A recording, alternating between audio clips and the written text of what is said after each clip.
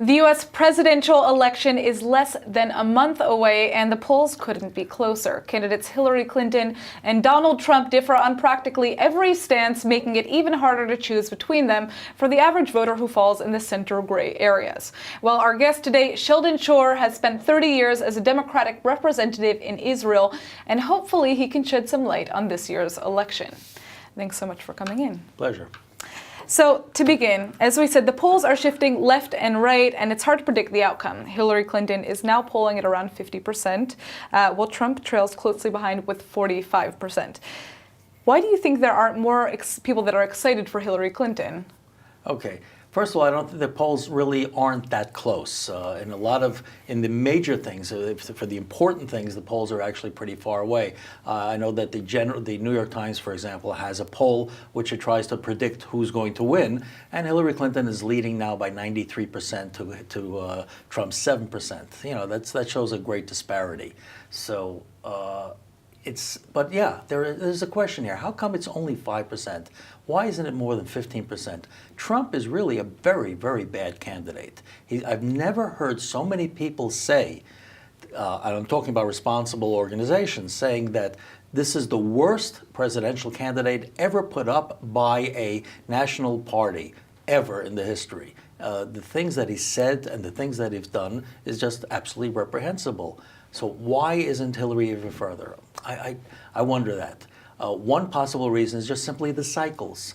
You know, generally after two elections, the country likes to have another change. After two very successful terms by Bill Clinton, we had George Bush Jr. And after two dreadful, miserable terms, we changed to the Democratic nominee, who was Obama.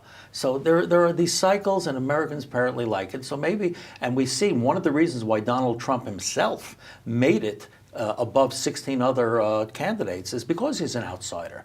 Because there's a deep dislike in, especially in middle America, especially in white, uneducated America, working class, blue collar America, that they feel that something is wrong, and they think that Washington is corrupt. And since it was basically the Republican Congress, they're against the Republican leadership, and they chose an outsider. And Trump is very attractive. He's got a strong personality, so he got it. Just one thing I just want to correct. Today I'm not an official representative of the Democratic Party. I just wanted to clarify that. Got it. Okay. So many Israelis are very critical of Obama's policies towards the Jewish state, and there have been many comparisons made between his administration and the one that Hillary Clinton would eventually have if she were to become president. Now, she's also a noted supporter of the Iranian nuclear deal, which is very much hated, wildly unpopular here in Israel. Why do you think a Clinton White House would be better for Israel than a Trump White House? Oh, for a number of reasons. First of all, I support I have to put out right now, I support the Iranian deal, and I strongly disagree with your characterization of Obama as not being good for Israel. I think Obama's been one of the very strongest presidents for Israel. I think that he's helped Israel's military. He was one of the biggest. But many Israelis feel that he wasn't strong. That's not me specifically. Okay, fine. It's a misapprehension. He is one of the main financiers of the Iron Dome project, and we saw how in the last war how important the Iron Dome project was to present Israel. He has given Israel advanced weaponry, such as the F-35 fighter, such as cluster bombs, which the previous president refused to give.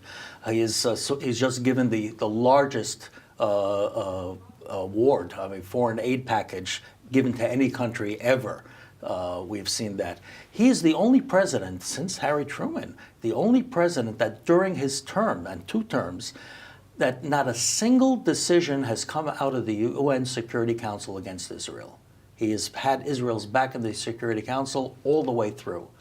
The two things that there is a disagreement with the current administration, which is right-wing, whereas he is more left-wing, is one, over the issue of settlements. He is against settlements.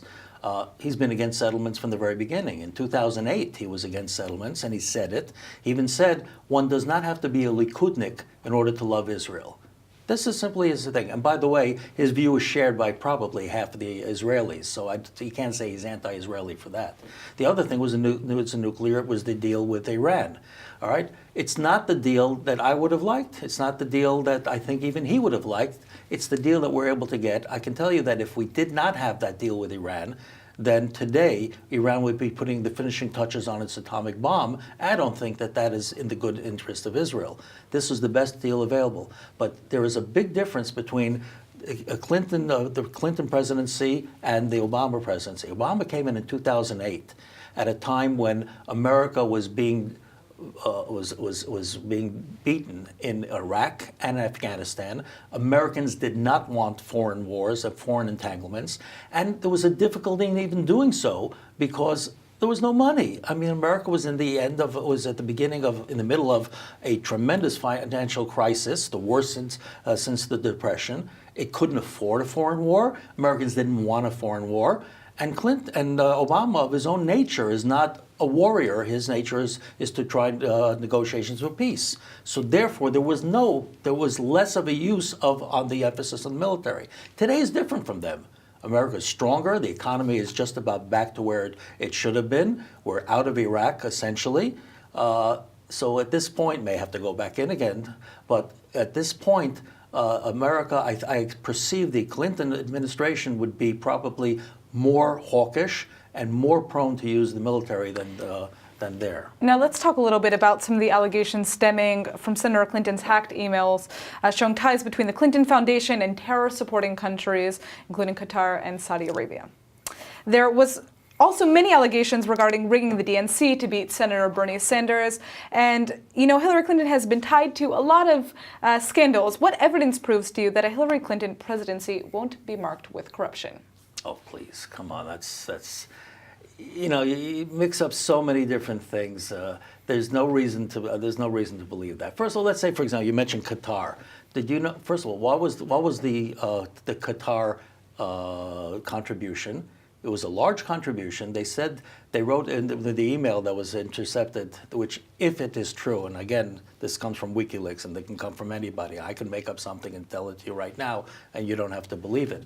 But the Qatar offered a gift, I believe, of $1 million to the Clinton Foundation, and they wanted to give it to Bill Clinton on his birthday, and they wanted 5 minutes with Bill Clinton, not Hillary, with Bill Clinton, in order to have a photograph taken with him and to present him with him to check. One of the reasons why that gift was legal and ethical is because it was the same sort of gift that they've given in the past. The year before, they also gave one to Bill Clinton in the same amount. So a gift that was given from a foreign country. To somehow make from that, wait, money was given under the table, there was some sort of, this is, conspiracy theorists can come with all sorts of nonsense. The fact of the matter is the Clintons themselves have been examined more than I think any other family in history from the day one that they came in 1992, Bill Clinton. So there was an examination of the Whitewater scandal. It ended up with nothing.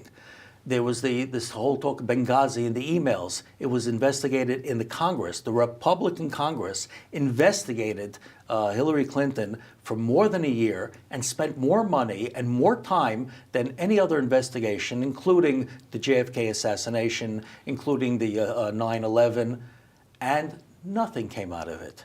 The FBI investigated her. Nothing came out of it. So to somehow say just because there were charges by political enemies of corruption, there is no evidence of it. You want some corruption? Why not check the Trump Foundation? Ask why Trump took $100,000 out of his foundation to pay for a personal debt. He owed money for a fine to a city because he violated a building ordinance. So he took money out of there. He paid for a painting for himself and other things.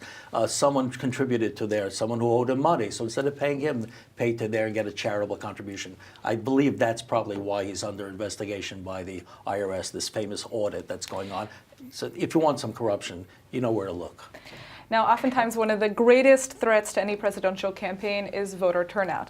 What would you say to those undecided people who aren't sure who they want to vote for, especially those who are based here in Israel and are considering whether or not they want Hillary Clinton to be the next president or Donald Trump? All right. Number one, I strongly urge any American living in Israel to vote. And I say that whether or not they support Hillary Clinton, as they should, or Donald Trump, but they should vote. I think it's very important that politicians in America get the message that there are voters in Israel, not just political interests, not just national geopolitical interests, but American politicians listen to voters. If they know that there are 200 or 300,000 voters in Israel and they care about the vote and they care about their politics and will vote in a certain way, I think that's an important message. Secondly, I think that's very important for them to support Hillary Clinton. As I say, I think that she is a very solid supporter of Israel and will be a good president for the United States and a good president for Israel. As for Donald Trump, I don't know. I don't know what his position is. I know that one day he says he'll be even-handed towards the Israel and the politician. The next day he says, no, I'm really in favor of Israel. One day he says Israel should pay back $3.5 billion that we've given to them, as opposed to Obama, who was given $35 billion, $38 billion over 10 years. I don't know what he's going to say in the next 2 weeks. I doubt he knows what he's going to say in the next 2 weeks. So I think if you're looking for a reliable partner, I urge the Americans in Israel to vote for Hillary Clinton. Well, thank you so much for coming in, and I guess we're just going to have to see what happens. Okay, great.